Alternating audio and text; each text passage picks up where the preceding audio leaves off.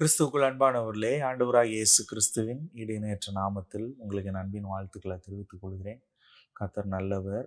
இந்த நாளிலும் கூட ஒரு புதிய மாதத்துக்குள்ளாக கர்த்தர் நம்மளை அடியெடுத்து வைக்க கிருபை செய்திருக்கிறார். இந்த புதிய மாதத்தில் ஒரு வாக்குத்தத்த வார்த்தையோடு கூட உங்களோடு கூட நான் பேசுவதில் மிகுந்த சந்தோஷம் அடைகிறேன். கடந்த 7 மாதமும் கர்த்தர் நம்மளை கண்மணி போல பாதுகாத்து இந்த 8வது மாதத்தில் ஆண்டவர் கிருபையாய் நம்மளை நடத்தி கொண்டு வந்திருக்கிறார். அதற்காக கர்த்தரை நாம் துதிக்க வேண்டும், ஸ்தோத்திரிக்க வேண்டும். இந்த மாதத்திற்கான வாக்குத்தத்தத்திற்காக நான் காத்திருந்து ஜெபித்த போது ஆண்டவர் எனக்கு ஒரு வார்த்தையை காண்பித்தார். இது அநேகருக்கு ஒரு தெரிந்த ஒரு வார்த்தை, அடிக்கடி நாம் பார்க்கிற ஒரு வார்த்தையாக இருந்தாலும் இந்த வார்த்தை மூலமாக ஆண்டவர் நம்மோடு கூட இன்றைக்கு பேச விரும்புகிறார். நீதிமொழிகளின் புஸ்தகம் 23ஆம் அதிகாரம் 18வது வசனத்தை நான் உங்களுக்காக வாசிக்கிறேன். நிச்சயமாகவே முடிவு உண்டு, உன் நம்பிக்கை வீண் போகாது. நான் சொன்னது போலவே அடிக்கடி நாம் பார்க்கிற ஒரு வார்த்தை, அடிக்கடி நம்ம கேட்கிற ஒரு வார்த்தை, நமக்கு தெரிந்த ஒரு வார்த்தை, நமக்கு பழக்கமான ஒரு வார்த்தை. அப்படி பழக்கமான ஒரு வார்த்தையாக இருந்தாலும், நம்ம அடிக்கடி பார்க்கிற ஒரு வார்த்தையாக இருந்தாலும், ஆண்டவர் இன்றைக்கு இந்த வார்த்தையை பார்த்து ஆண்டவர் வார்த்தையின் மூலமாக நம்மளோடு கூட ஆண்டவர் பேசுகிறார். நிச்சயமாகவே முடிவு உண்டு, உன் நம்பிக்கை வீண் போகாது. ஆண்டவர் மேலே நம்பிக்கை வைத்து ஆண்டவர் ஏதாவது செய்வார், ஆண்டவர் மட்டும்தான் என் நம்பிக்கை, ஆண்டவர் தான் எனக்கு கதி, ஆண்டவர் தான் என் குடும்பத்தில் ஒரு அற்புதம் செய்யணும், ஆண்டவர் தான் என் பொருளாதாரத்தில் ஒரு அற்புதம் செய்யணும், ஆண்டவர் தான் என் வாழ்க்கையில் ஏதோ ஒரு காரியத்தை ஆண்டவர் செய்யணும்னு சொல்லிட்டு நீங்கள் ஆண்டவரையே நம்பி இருக்கிறபடினால ஆண்டவர் இன்றைக்கு இந்த வார்த்தையை பார்த்து கர்த்தர் சொல்லுகிறார், நிச்சயமாகவே முடிவு உண்டு. உங்கள் காத்திருப்புக்கு ஒரு முடிவு வந்து விட்டது, உங்கள் கண்ணீருக்கு ஒரு முடிவு வந்து விட்டது. ஆண்டவர் உங்களுடைய கவலைகள், உங்களுடைய பிரச்சனைகள், உங்களுடைய போராட்டங்கள், உங்களுடைய எல்லா காரியங்களுக்கும், எல்லா பிரச்சனையான சூழ்நிலைகள், எல்லா காரியத்திற்கும் ஆண்டவர் சொல்கிறாரு, நிச்சயமாகவே முடிவு உண்டு. உன் வாழ்க்கை அப்படியே போய் கொண்டிருக்காது, உங்கள் வாழ்க்கை அப்படியே நகர்ந்து போய் கொண்டிருக்காது. கண்ணீர்லேயே உங்கள் வாழ்க்கை கழிந்து விடாது, கவலையிலேயே, போராட்டத்திலேயே, சிக்கல்லையே உங்கள் வாழ்க்கை கழிந்து விடாது. கர்த்தர் இன்றைக்கு உங்களை பார்த்து சொல்கிறாரு, நிச்சயமாகவே முடிவு உண்டு, உன் நம்பிக்கை வீண் போகாது. என் மேலே நம்பிக்கை வச்சு கர்த்தர் ஒரு அற்புதம் செய்வார். ஆண்டவர் மேலே நான் நம்பிக்கை வச்சுருக்கிறேன். எல்லாரும் ஆண்டவர் இன்வெல்ட் செய்ய மாட்டார், உன் வாழ்க்கை மாறாது, உன் சூழ்நிலை மாறாது அப்படின்னு சொன்னாலும் ஆண்டவரே நான் நம்பி இருக்கிறேன்னு சொல்லி கர்த்தர் மேலே நம்பிக்கை வச்சுருக்கிறீங்களே, ஆண்டவர் உங்களை பார்த்து சொல்கிறார், என் மேலே நீ நம்பிக்கை வைத்திருக்கிறபடினால் நான் உனக்கு ஒரு பூரண சமாதானத்தை கொடுப்பேன். உம்மை உறுதியாய் பற்றி கொண்ட மனதை உடையவன், ஒரு பக்தன் சொல்லுகிறான் ஏசாயா 26ஆம் அதிகாரம் 3வது வசனத்தில், உம்மை உறுதியாய் பற்றி கொண்ட மனதை உடையவன், உம்மையே நம்பி இருக்கிறபடியால் நீர் பூரண சமாதானத்துடன் காத்து கொள்வீர் என்று சொல்லி ஆண்டவர் மேலே நம்பிக்கை வைக்கிற பிள்ளைகளுக்கு கர்த்தர் பூரண சமாதானத்தை கொடுக்குறாராம். உங்கள் குடும்பத்தில் ஒரு பூரண சமாதானம் வரப்போகுது பாருங்களேன். இந்த மாதத்தில் இந்த வார்த்தை கேட்குறீங்க, பல முறை இந்த வார்த்தை நீங்கள் பார்த்துருந்தாலும் கேட்டிருந்தாலும் கர்த்தர் இன்றைக்கு தீர்க்க தரிசனமாக அவங்களோடு கூட பேசுகிறார். ஒரு பூரண சமாதானம் உங்கள் குடும்பத்தில். இதுவரைக்கும் நீங்கள் போராடி முயற்சி பண்ணி அந்த பூரண சமாதானத்தை எப்படியாவது உங்கள் குடும்பத்துக்குள்ளே, உங்கள் பிள்ளைகளுடைய வாழ்க்கையில், உங்களுடைய தனிப்பட்ட வாழ்க்கையில், உங்களுடைய ஆவிக்குரிய வாழ்க்கையில், உங்களுடைய பொருளாதாரத்தில் எப்படியாவது சமாதானமாக இருக்கணும்னு சொல்லிட்டு நீங்கள் பல முயற்சி ஏறெடுத்திருக்கலாம். ஆனால் நீங்கள் அப்படியே கர்த்தர் கையில் விட்டுருங்க, ஆண்டவர்கிட்ட விட்டுருங்க. ஒரு பூரண சமாதானம். ஆண்டவரே உறுதியாக பற்றி கொண்டிருக்கிறீங்கள, ஆண்டவரையே நம்பி இருக்கிறீங்களே.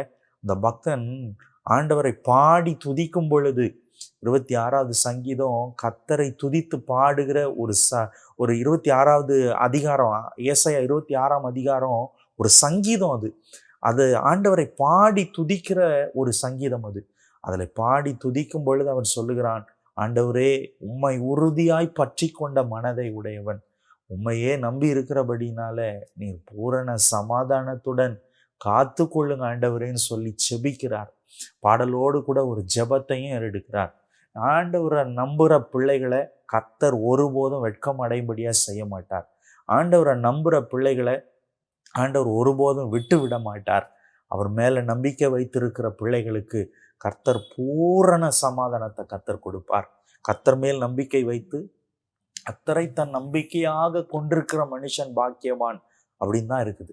அப்போ ஆண்டவர் மேல நம்பிக்கை வச்சு ஆண்டவரே நம்பி இருக்கிறபடினால ஆண்டவர் ஒருபோதும் வெட்கப்படுத்த விட மாட்டார். என்ன பிரதர், இந்த வருஷம் தொடங்கி 7 மாசம் முடிஞ்சு போச்சு, இன்னும் என் வாழ்க்கை மாறல, இன்னும் என் சூழ்நிலை மாறல, வாக்குத்தத்தமா நான் வாங்கிட்டு ஆண்டவர் கொடுத்துக்கிட்டே இருக்கிறாரு, ஒரு மாற்றமும் வரல அப்படின்னு சொல்லி நீங்க கலங்கி கொண்டு இருக்கலாம். பிள்ளைகளுடைய வாழ்க்கையில, உங்களுடைய தனிப்பட்ட வாழ்க்கையில கர்த்தர் இந்த மாதத்துல எல்லா காத்திருப்புக்கும் ஒரு முடிவு வரப்போகுது. இந்த மாதம் ஆண்டவர் புதிய காலத்துக்குள்ளாக கொண்டு போகிற ஒரு மாதமா இருக்க போகுது. 8வது மாதம் அப்படின்னாவே ஒரு புதிய ஆரம்பம்னு அர்த்தம். 7 இட்ஸ் அ ஃபுல்னஸ், அதாவது பரிபூர்ணம்னு சொல்லுவாங்க. 7 அப்படின்னாவே பரிபூர்ணம், அது முடிவு. பரிபூர்ணம் அப்படின்னா ஒரு ஃபுல்னஸ், ஒரு கம்ப்ளீட்னஸ் மாத்திரம் கிடையாது, ஒரு முடிவு கூட. அது ஒரு கம்ப்ளீட்டா அது முடிஞ்சு அதுக்கப்புறம் என்ன அப்படின்னா ஒரு புதிய ஆரம்பம், ஒரு புதிய ஒரு காலத்துக்குள்ளாக நம்மளை கர்த்தர் கொண்டு போகிறார். ஒரு புதிய சீசனுக்குள்ள உங்களை கொண்டு போறார். இப்போ இந்த புதிய சீசனுக்குள்ள உங்களை ஆண்டவர் இந்த 8வது மாதம், 8 அப்படின்னாவே புதுசு, புதிய காரியம், புதிய மாதம், புதிய ஒரு காலம், புதிய ஆரம்பம் அப்படின்னு அர்த்தம். ஒரு ஃப்ரெஷ் ஸ்டார்ட்குள்ள, ஒரு புதிய காலத்துக்குள்ள கர்த்தர் உங்களை கொண்டு போய் உங்களை ஆசீர்வதிக்க போகிறார், உங்களை பெருக பண்ண போகிறார். நிச்சயமாகவே முடிவு உண்டு. என்ன முடிவு? நீங்க எதிர்பார்க்கிற முடிவை கர்த்தர் உங்களுக்கு கொடுத்து, உங்கள் பேரில் கர்த்தர் வைத்திருக்கிற சமாதானத்தை கர்த்தர் உங்களுக்கு கொடுக்க போகிறார்.